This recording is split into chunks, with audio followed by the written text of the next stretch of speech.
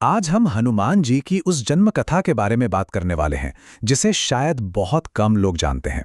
देखिए, ये सिर्फ एक कहानी नहीं है। ये इस बात को समझने का मौका है कि आखिर असीम शक्ति और अटूट भक्ति एक साथ कैसे मिल सकते हैं। तो चलिए शुरू करते हैं ये कमाल का सफर।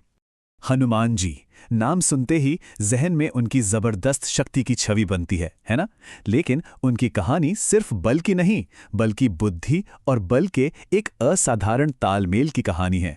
और सच कहूं तो यही वो दो चीजें हैं जो उनके किरदार को इतना खास और इतना पूजनीय बनाती हैं। कहानी में हम आगे बढ़ें उससे पहले एक चीज समझना बहुत जरूरी है, और वो है हनुमान जी की शक्ति का पैमाना। मतलब उनकी ताकत कितनी थी। ये कल्पना से भी परे है, और इसे समझना इसलिए जरूरी है ताकि हम उनकी दिव्यता को सही मायनों में समझ सकें। कथाओं में जिक्र आता है कि अगर 10,000, सोचिए 10,000 मामूली हाथियों की शक्ति को एक जगह इकट्ठा कर दिया जाए, तो वो ताकत सिर्फ एक खास तरह के हाथी के बराबर होती है। और वो खास हाथी है एक दिग्गज हाथी, मतलब एक ऐसा हाथी जिसमें 10 दिशाओं पर विजय पाने की क्षमता हो। पर रुकिए, ये तो शक्ति की सीढ़ी का बस पहला ही पायदान है। अब जरा इस स्लाइड पर ध्यान दीजिए। ये जो शक्ति का गणित है ना, ये दिमाग घुमा देने वाला है। 10,000 दिग्गज हाथियों की शक्ति मिलकर बनती है देवराज इंद्र के हाथी, यानी ऐरावत की शक्ति। फिर 10,000 ऐरावत की शक्ति एक अकेले देवराज इंद्र में होती है, और जब ऐसे 10,000 इंद्र की शक्ति को मिला दिया जाए तो वो सारी शक्ति अकेले हनुमान जी में समाई हुई है। ये बस एक अंदाजा है जो हमें उनकी असीम शक्ति की एक छोटी सी झलक देता है। तो अब सबसे बड़ा सवाल यही उठता है कि इतनी ज्यादा शक्ति का स्रोत क्या है? ये ताकत आई कहां से?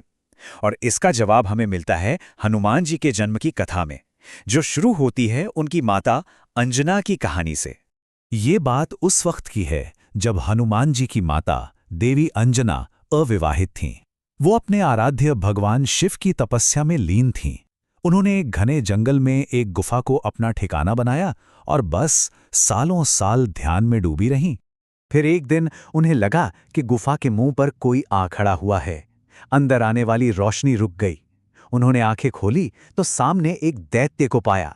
ये देखते ही माता अंजना बिजली की तेजी से उठी, उस दैत्य को एक जोर का धक्का दिया और वहां से भागकर पास के ही एक गांव में शरण ली, जहां ऋषि मुनि रहते थे।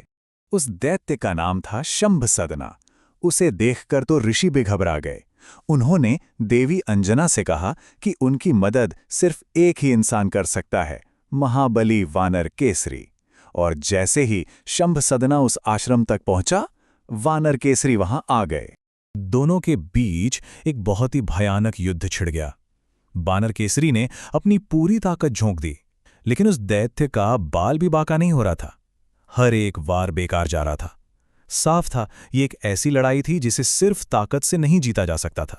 केसरी को यूं जूझते हुए देखकर देवी अंजना को एक बहुत गहरी बात समझ में आई। उन्हें महसूस हुआ कि जिंदगी में कुछ मुश्किलें ऐसी होती हैं जिनका हल सिर्फ कोशिश करने से, सिर्फ प्रयास से नहीं निकलता। उसके लिए प्रार्थना का जुड़ना भी उतना ही जरूरी है।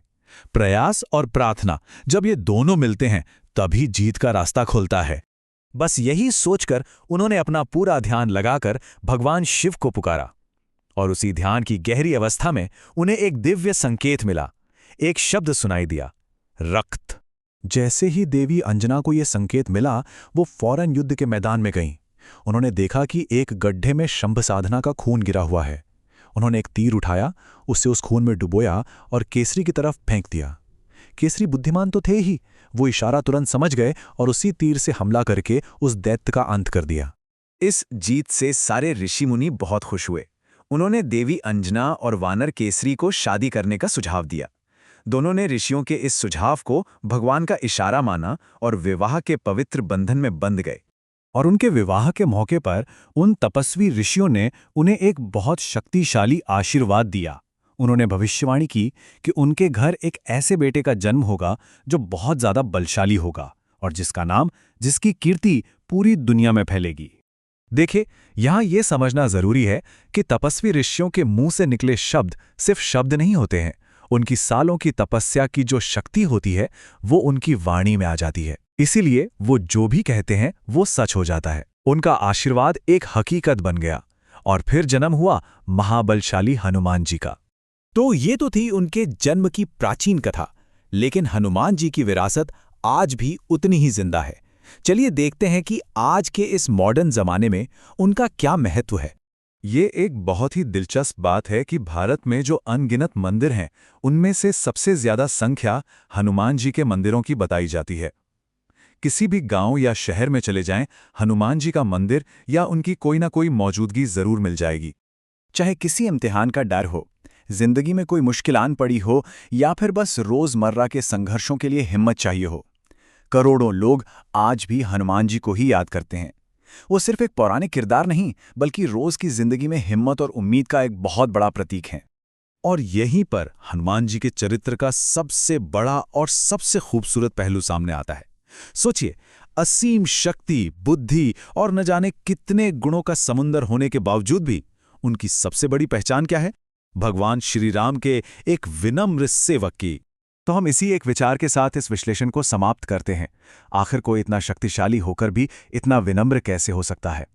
यही एक सवाल हनुमान जी की पूरी विरासत का सार है, और ये हमें इस बात पर सोचने के लिए मजबूर करता है कि शक्ति का असली मतलब और मकसद क्या है।